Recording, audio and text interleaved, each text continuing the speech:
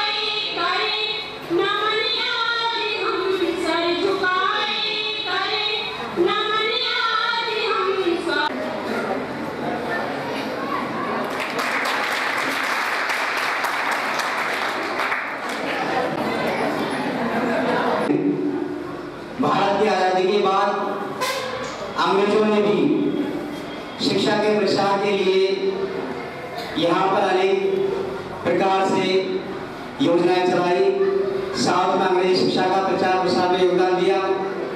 लेकिन हमारी स्वतंत्रता के बाद में केंद्रीय सरकार द्वारा और राज्य सरकार द्वारा शिक्षा, क्योंकि शिक्षा जो है सर्वांगीण विकास करती है व्यक्तित्व का, वो सामाजिक है, आर्थिक है, नैतिक है, चारित्रिक है, सभी तरह से विकास करती है।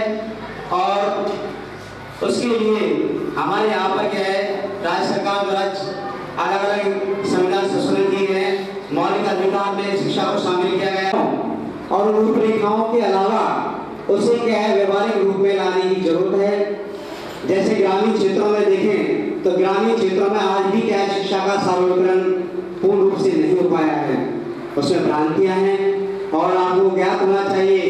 भले ही सरकार नुक्कड़ नाटकों के माध्यम से, अपनी योजनाओं के माध्यम से जब एडमिशन का टाइम होता है उसमें आपके जो रेडियो के माध्यम से बच्चों को आकर्षित करने का प्रयास करते हैं। मिड डे मील योजना है, कस्तूरबा गांधी योजना है, अनेक योजनाओं के द्वारा बालक बालिकाओं को किताबों को उपलब्ध कराना चाहिए। सरकार तो कर ही है, लेकिन उसमें क्या है सहयोग बढ़ाना चाहिए और यूनियन स्ट्रॉन्ग वसुधैव कुटुंबकम की भावना के साथ क्या है शिक्षा के सार्वभौम में आने वाले चुनौतियों के समाधान में लगाया जाना चाहिए। धन्यवाद। कि सभी को एक विशेष उम्र तक सभी बच्चों को, सभी जो है युवा हैं, आदमी हैं, जो भी जिस प्रकार के लोग हैं, सभी को एक विशेष प्रकार की उनके सामान्य जनजीवन को जीने के लिए, उनको इस मानवीय मूल्यों का ज्ञान कराने के लिए एक विशेष प्रकार की शिक्षा का जो ज्ञान कराना है वो हमारा होता है सार्वभौमिक शिक्षा। सार्वभौमिक शिक्षा की सबसे पहले पहल हुई थी इंग्लैंड से। इंग्लैंड में सबसे पहले लगाया गया था कि सभी बच्चों को एक प्रकार से सार्वभौमिक शिक्षा दी जाए ताकि वे अपने मानवीय मूल्यों के बारे में जान सकें। हम सभी लोग जानते हैं कि सार्वभौमिक शिक्षा जो है एक शिक्षा बना दी गई है और हमारी नज़र में जो शिक्षा का जो मान है, हम समझते हैं कि शिक्षा हम ग्रहण करेंगे, आगे जाकर के नौकरी लगेंगे, एक रोजगार पाना ही हम सभी लोगों का एक उद्देश्य बन गया है कि शिक्षा सिर्फ एक रोजगार की पूर्ति है।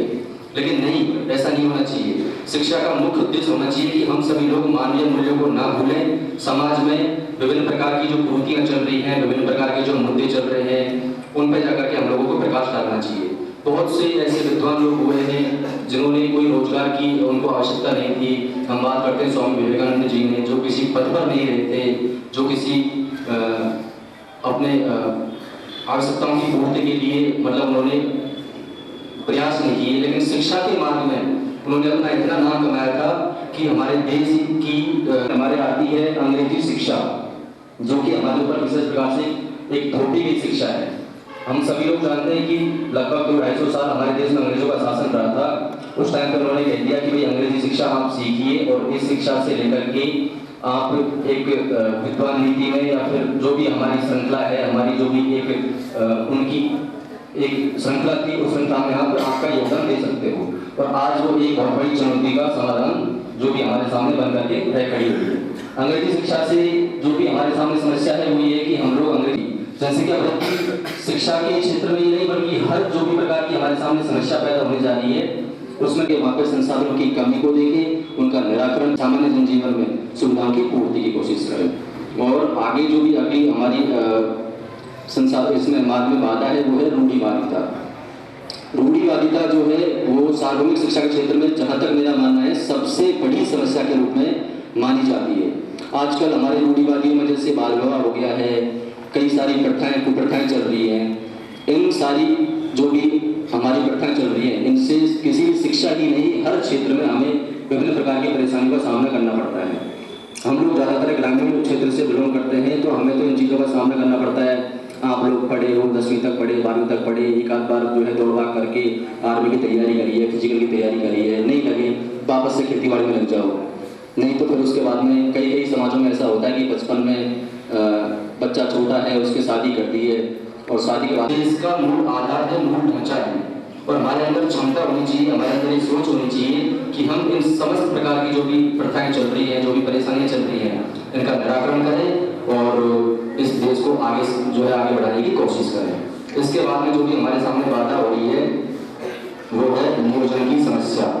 बहुत सारे नियम बना दिए गए, बहुत सारे पैसा सरकार खर्च कर रही है। सरकार ने इतने सारे जो भी हमारे सामने संसाधन रखे, बहुत सारे कानून बनाए, वो आपकी जो है उस पर पृष्ठ पे नहीं पहुंच पाते। बीच में कहीं ना कहीं उसका जो है शोषण हो जाता है, आपके पास ना करके सुविधाएं पहुंच नहीं पाती हैं। हमारे पास इतना पैसा नहीं है, आप लोग पढ़ के क्या कर लोगे, 25 साल पढ़ोगे, 30 साल पढ़ोगे, ठीक है, पता नहीं वो लगे या ना लगे। उनकी ऐसी भावनाओं को देख कर ये जो है जो बंदा पढ़ रहा है, जो बच्चा पढ़ रहा है उसको पढ़ना चाहिए। तो इन्हीं सारी जो भी चुनौतियां हैं मैंने आपको बताई है, इनका हमें समाधान करना चाहिए और मुझे लगता है कि हम इस देश के आगे रीढ़ की हड्डी हैं और हम चाहते हैं विभिन्न प्रकार के परिवर्तन करके और सभी समस्याओं का समाधान करके आगे आने वाली पीढ़ी। और यहाँ पर उपस्थित प्रिंसिपल सर और प्रवक्तागण और यहाँ पर उपस्थित मेरे प्यारे सहपाठियों सभी को नमस्ते।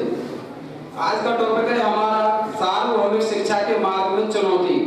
तो उन चुनौतियों का निराकरण करना है कि कौन कौन सी चुनौतियां हैं हमारे सार्वभौमिक शिक्षा पे, यानी कि शिक्षा पर किया गया जो खर्चा है वो अच्छा स्वर्णिम निवेश है, यानी कि सबसे अच्छा। अब हम यदि कोई भी व्यापार करें या कोई भी काम करें तो उससे अच्छा खर्च हमारी शिक्षा पर किया जाए तो वो एक स्वर्णिम निवेश माना जाता है। अब शिक्षा के मार्ग में जैसे कि शिक्षा की कमी के कारण होने वाले कार्य दहेज प्रथा है, बाल विवाह है, इन सभी का कारण होता है दहेज प्रथा। अब इन सभी का निराकरण कैसे किया जाए?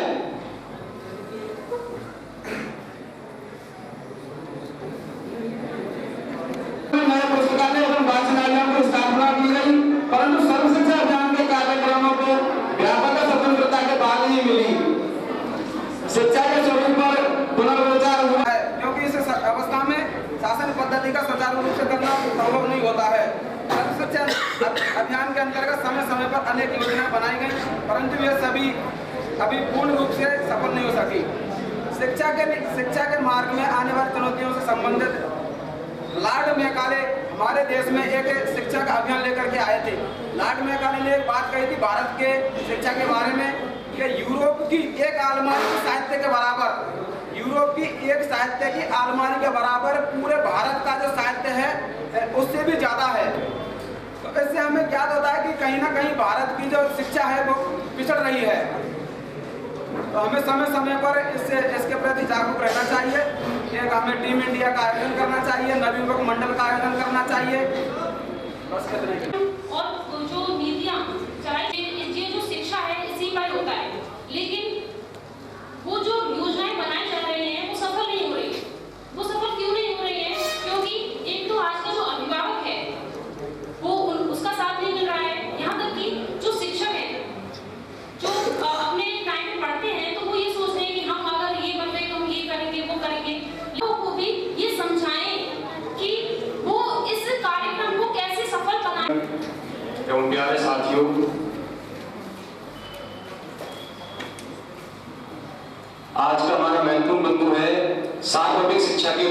चुनौतियों का निराकरण का सम्मेलन।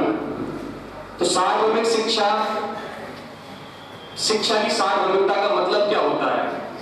शिक्षा की किसी निश्चित स्तर तक सभी लोगों के लिए अनिवार्य एवं निःशुल्क रूप से उपलब्धता सुनिश्चित करना ही शिक्षा की सार्वभौमिकता कहलाता है। शिक्षा के क्षेत्र में बहुत सारी समस्या आती है, उनमें सबसे पहले कर दिया जाता है बालकों को बहुत अच्छे स्कूलों में शिक्षा, अंग्रेजी शिक्षा प्रदान की जाती है, बालिकाओं को सरकारी विद्यालयों में पढ़ा दिया जाता है, जिससे शिक्षा में, बालिका शिक्षा में निरंतर कमी आ रही है। अगला बिंदु है अंग्रेजी नीति का प्रभाव। हमारी शिक्षा अंग्रेजी नीति के कारण प्रभावित रही है, असमर्थ है, पूरे संसाधन नहीं जुटा पाती है, सभी लोगों को शिक्षा प्रदान नहीं कर पाती है। अब इसके सार्वभौमिक शिक्षा देने के लिए हमको क्या करना चाहिए? जनसंख्या की वृद्धि रोकनी चाहिए, जनसंख्या पर नियंत्रण करना चाहिए, माता पिता को जागरूक करना चाहिए, बच्चों को विद्यालय तक छोड़ना चाहिए और शिक्षा का प्रसार एवं देने नहीं आया, मुझे आता भी नहीं है, लेकिन आज के ज्वलंत विषय सार्वभौमिक शिक्षा के मार्ग में चुनौतियों के निराकरण का संज्ञान पर आपसे चर्चा करके आपकी राय अवश्य लेने आया। शिक्षा हम सभी के उज्जवल भविष्य के लिए एक बहुत ही आवश्यक साधन है। भारत का ज्ञान विज्ञान ऋषि मनीषियों के जीवन की प्रयोगशाला में आविष्कृत सिद्धांत हमारी संस्कृति, हमारी पाठ्यचर्या और पाठ्यक्रम का भाग बनना चाहिए। भारत में प्राचीन काल में जो शिक्षा प्रणाली अपनाई जाती थी, वो आज की पाश्चात्य शिक्षा प्रणाली के विकास की होड़ में कहीं गुम हो गई है। भारतीय संस्कृति की देशभक्ति में देशभक्ति, स्वास्थ्य संरक्षण, सामाजिक संवेदनशीलता एवं आध्यात्मिकता, ये शिक्षा के भव्य भवन के 4 स्तंभ कहे जाते थे। कहते हैं सभ्यता, संस्कृति एवं शिक्षा का उदय भारत से ही हुआ था। उस समय शहरों नगरों की पहुंच से दूर एकांत में वनों में गुरुकुल हुआ करते थे, जहाँ विद्यार्थी गुरु के चरणों, जहाँ अभी भी अंधेरा है। धन्यवाद।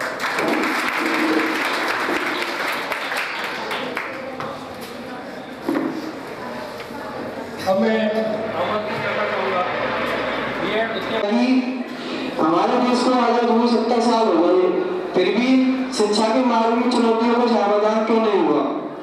इन सबका सबसे पहले जो कारण सामने आता है, जो शिक्षा वर्तमान में शिक्षा है, वो संपत्ति सूची का विषय है।